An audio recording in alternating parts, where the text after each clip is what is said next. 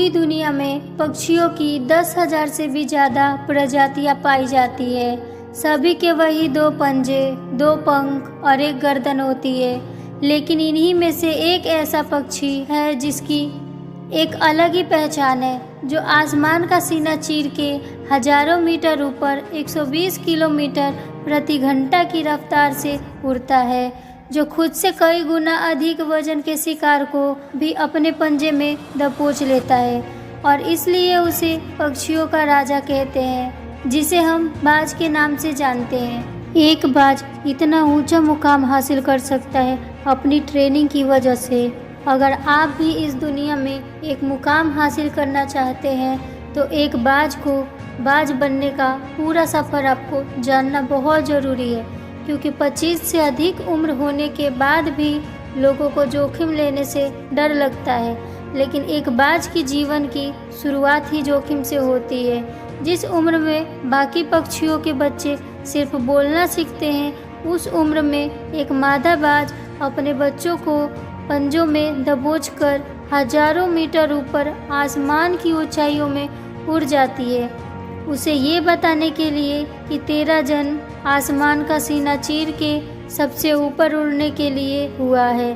तेरा जन्म पक्षियों का बादशाह बनने के लिए हुआ है। जमीन से हजारों मीटर ऊपर ले जाकर मादा बाज अपने पंजे से उसे छोड़ देती है और यहीं से शुरू होती है उसकी जोखिम भरी ट्रेनिंग। वो चूजा तेजी से जमीन की तरफ गिरने लगता है। थोड़ा नीचे आता है तो उसके पंख फूलने लगते हैं। नीचे आते आते वो अपनी पंख फरफराने लगते हैं, लेकिन वो अभी तक उड़ना नहीं सीखा है। जमीन से कुछ ही ऊपर होता है तो ऐसा लगता है कि कुछ ही सेकंड में उसका जीवन समाप्त हो जाएगा, लेकिन अचानक एक पंजा उसे अपने गिरफ्त में लेता है और वापस आसमान में उड़ जाता है। वो पंजा होता है उसकी माँ का, जो उसके पीछे उड़ रही थी। उसकी यह ट्रेनिंग तब तक चलती रहती है जब तक वो उड़ना सीख नहीं जाता।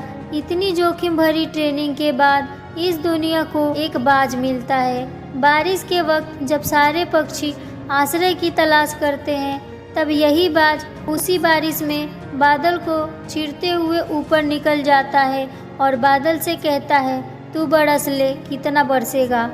दोस्तों, बाज की यह ट्रेनिंग हमें बहुत बड़ी सीख देती है। अगर आपको जोखिम लेना पड़े तो ले लो और अपने फील्ड में अपने आप को इतना ट्रेंड कर लो कि उस फील्ड में आपसे ऊपर उड़ने के बारे में सोच कर लोगों के पसीने छूट जाए। तभी आप अपने फील्ड के बादशाह कहलाओगे।